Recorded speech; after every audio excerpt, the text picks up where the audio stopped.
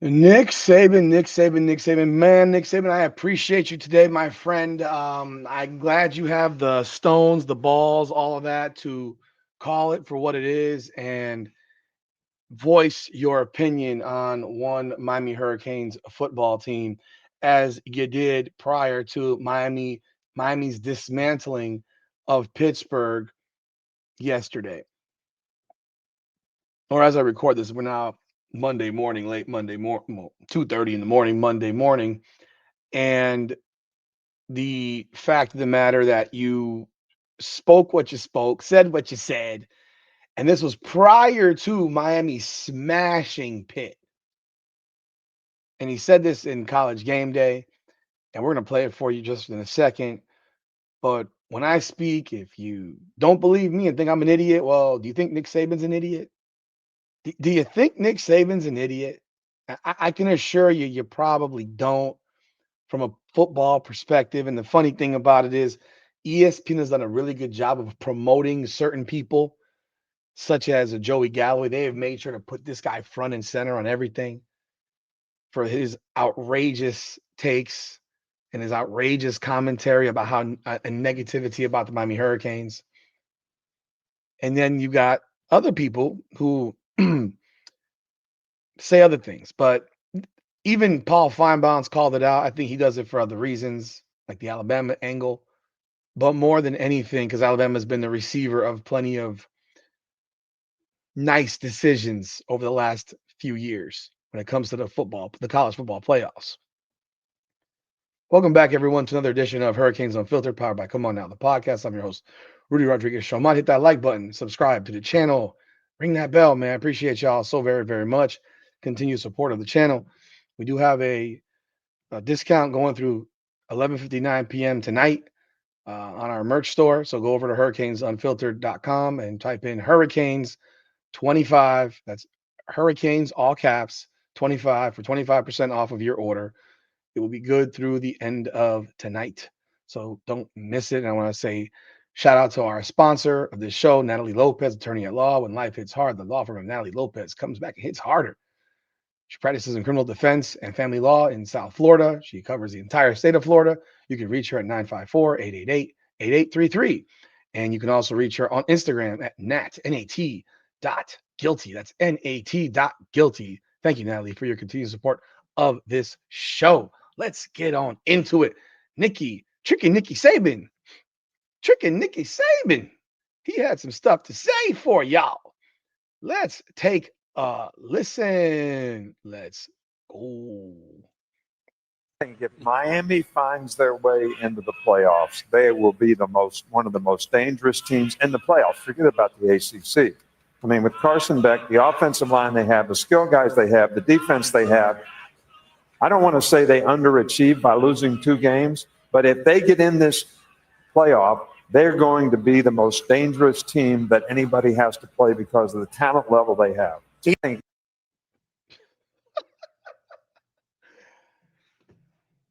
didn't say one of. He said the most dangerous team in the playoffs because of the talent level that they have. He doesn't want to say that they underachieved. Okay, that's good. I'm glad because they didn't underachieve. They had a hiccup. They hit a speed bump. They had a hiccup. It happens in football when you play teams that are pretty good and you're not ready to play, as was the case, particularly against Louisville. They weren't ready to play. I thought they were more ready to play against SMU, but things didn't go their way. A couple of bounces went the wrong way. Coaching decisions were a little bit odd. And we all know what we think about what was going on with the offense going back to the Louisville and SMU games where we were not challenging teams down the field. But you have now seen a different team the last 4 weeks.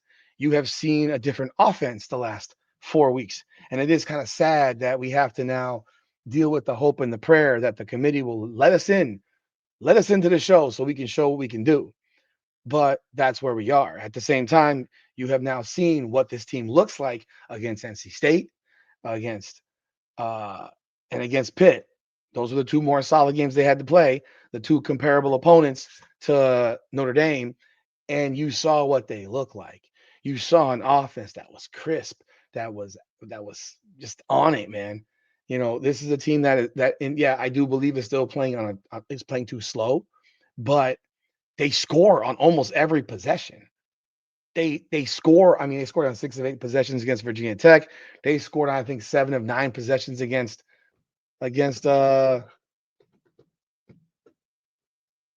we just play? Who we just play? 6 of 8 or 6 of 9. Pittsburgh. So they're scoring at a very high efficient rate. They're not being stopped. Their offense really only gets stopped when they stop themselves. So you have a guy like Nick Saban who's letting the country know. One, that's his way of saying the Miami Hurricanes belong in the playoffs.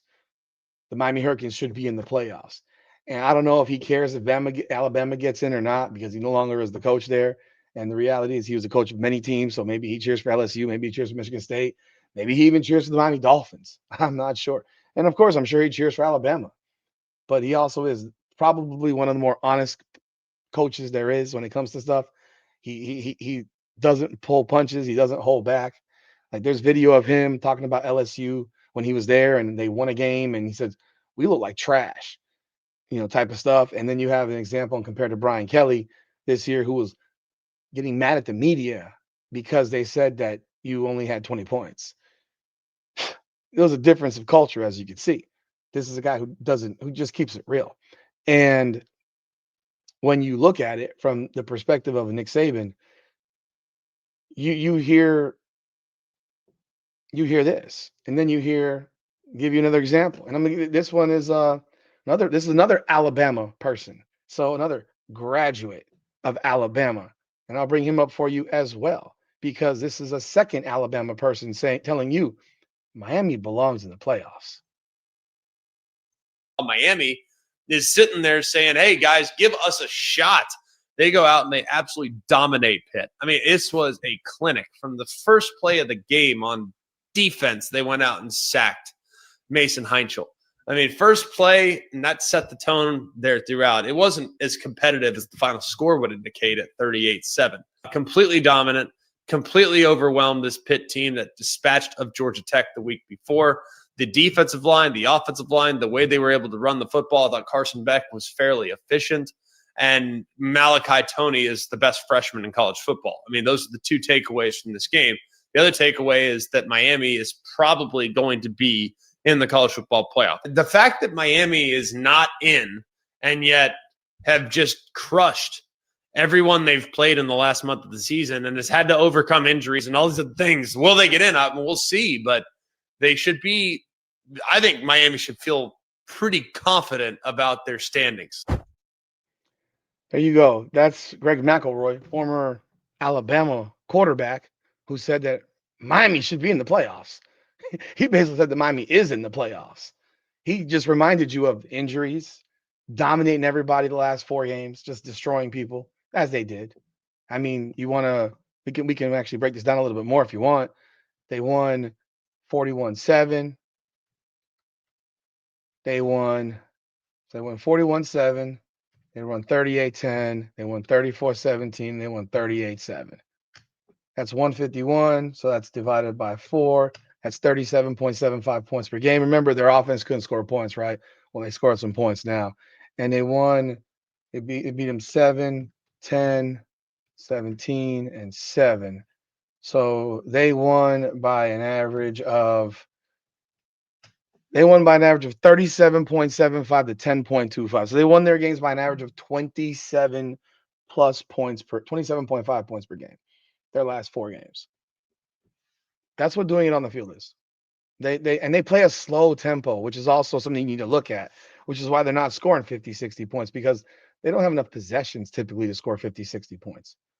And this is where we are right now. I can show you, I can show you other comments from other people, like this one right here from Chris Felica. Don't know who that is specifically. Says if Miami puts together 2 more games like it did Saturday, it would be near impossible to leave a 10-2 Miami out of the CFP in favor of Notre Dame. Why would a team ever schedule a big non-conference opponent if beating it ultimately didn't matter? This was posted, a week ago.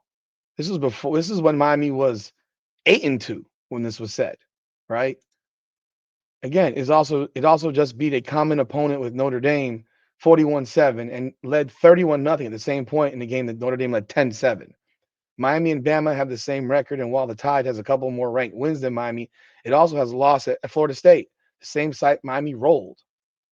The Canes have 2 losses on the final play of the game, but they also have a better win than Ohio State, Georgia, Texas Tech, Ole Miss, Oregon, Notre Dame, BYU, Utah, and Vanderbilt. Its strength of schedule is better than BYU, Utah, and Texas Tech. Texas Tech also has an unranked conference loss, which people have ignored, to Arizona State. Why the CFP and other ranking systems continue to put the Canes behind Notre Dame, Utah, and Vanderbilt at a minimum is very confusing. So, like I said, this was a couple weeks ago. It's not a highlight match where if you lose a point, you go to the back of the line. So this is what you've got, man. This is what you've got here. You've got people with all kinds of stuff being posted. Who is Chris Felica? I don't even know who Chris Felica is, to be honest. I know who Chris Felica is. He's the dude with the glasses, does the picks on Saturday. He's known as the Bear. So if you don't know who Chris Felica is, I'm gonna show you who Chris Felica is because I didn't realize who it was because I don't know him by name. I know him by the Bear. Well, the Bear is here. That is the Bear. Chris Felica is let me just show y'all. Sorry. That's Chris Felica. So he is the guy that you see every week on ESPN. So we have people that are genuine, that do have integrity, that do have backbone. And I mean, you can go through them. There's tons of them. There's tons of comments like this. But when you have 2 Alabama people right there, just right in your face, telling you what it is. Like I even saw Aaron Taylor, and I want to play this from Aaron Taylor as well, because Aaron Taylor is a Notre Dame graduate, and I think it needs to be heard from him as well. That realistically, he thinks Miami should be in the playoffs over Notre Dame. Lose less or lose well? Because you look at Notre Dame, who's sitting there in the 9 hole that's ahead of Miami. Miami's losses were to 2 teams that are currently unranked. Notre Dame's losses, again, to use the word ironic, one of which was 13 Miami. The other one is to one of 3 undefeated teams, and that's Texas A&M. So in the eyes of the committee, Notre Dame has a better resume because they have better losses. And I'm not sure that's the world we want to live in, but I sure am glad it is. I'm not sure that's the world we want to live in, but I sure am glad it is. He's honest. He knows exactly what he's talking about. He said Miami should be ahead of Notre Dame. That's what he said right there. I mean, I can read what he said. We don't want to live in that world because I'd be damn right. I'd be damn sure that if I'm Notre Dame and I'm 10-2 and Miami's 10-2 and Notre Dame beat Miami and Miami's sitting at 9 and we're sitting at 13. Then mind you, this is a week ago, this is before they jumped over Utah. He'd be losing his shit right now, looking at Miami ranked ahead of Notre Dame. And that's the thing. Real people in football understand that at the end of the day, it doesn't matter what happens in your brain or the eye test or this test or that test. Even though the eye test would tell you right now that Miami is at least equal to Notre Dame, if not better than Notre Dame, because Miami right now is better than when they played Notre Dame. And maybe Notre Dame's better than when they played Miami the first time in the beginning of the year. But Miami's absolutely better than when they played Notre Dame as well. Like, it's not close. So at worst, these 2 teams are very equal. And at the end of the day, Miami beat them. And he's acknowledging that. And he knows what that would mean as a football player. Like, I did it on the field. And SMU was ranked last week. Louisville was ranked at one point this season for a few weeks. Actually, in the first college football playoff, I think they were 14th. Like, think about this for a second. Like, 8-4 in the ACC does not get ranked, but 8-4 in the SEC gets a ranking. Like, this is where we are. And that is the problem with all of this stuff. Like, I don't know if any 8-4 teams are left from the SEC. It might be. There might be. There we go. Missouri, 8-4, 25. 26 is Tennessee. They're 8-4. So you do have one 8-4 ranked SEC team right now. SMU dropped out. Louisville's not there. So, you're not keeping out James Madison or North Texas because they're 11-1 each one, and Tulane's 10-2 and all that stuff. But yeah, it is interesting to say the least. And of course, you look at the 9-3 teams. You have Texas at 14, and then you have USC at 17, Michigan at 18, Arizona at 22, and Georgia Tech at 24. Now, consider the fact that Georgia Tech lost to Pitt. Fine. Georgia Tech lost to who else did they lose to? I forgot. Shoot, who else did they lose to? They also lost to NC State, right? And then they just played Georgia to a 7.1 score game with a Hail Mary at the end to chance to tie it. Georgia's ranked third, but Georgia Tech's ranked 24th. And Texas, who's 9-3, is ranked 14th. And Texas has a loss to a 4-8 Florida. Again, what are we talking about here? And I'm not saying Georgia Tech's better than Texas. I don't know if they are or not. But I know they were one score away from beating Georgia or tying Georgia, and Georgia beat Texas by 25. So that's what I'm talking about. So, yeah, Nick Saban, Chris Felica, Greg McElroy, Aaron Taylor, they all said it. Miami should be in the playoffs. Y'all let me know y'all thoughts in the comments. And I hope more people come hard nationally on this because, I mean, Josh Pate has said it. There's other guys that have said it on I heard on other podcasts who are national guys. Scott Van Pelt has pushed for Miami. Like, these idiots need to hear this because if I see an Alabama get in ahead of Miami with 3 losses after losing to Georgia, I will lose my mind. More than anything. I'll even lose my mind on that more than I'll lose it on Notre Dame because a 3-loss Alabama is getting a gift for making their SEC championship as the 1 seed because they beat Georgia, but Georgia's ranked 3rd. But it's basically like there's no punishment for losing. Then why even play? Like if that's the case, then don't even play. And I can't imagine that can be the case because if Georgia goes in and drop kicks Alabama, I don't care if they beat them by 1 point. But if they go in there and win by 2 or 3 touchdowns, how do you keep Alabama ranked ahead of Miami? Again, we don't know what's going to happen this Tuesday. I know what I expect. I expect Miami to jump BYU to be a little bit closer. That's what I expect. And we'll see. But here's the thing. Miami and Notre Dame's resumes are done. They're done. They're finished. Realistically, the decision should be made right now because now you can really put it side by side. That's all. Y'all let me know y'all thoughts in the comments. Hit that like button, subscribe to the channel, ring that bell. This is Hurricanes Unfiltered, powered by Come On Now, the podcast. Come on now.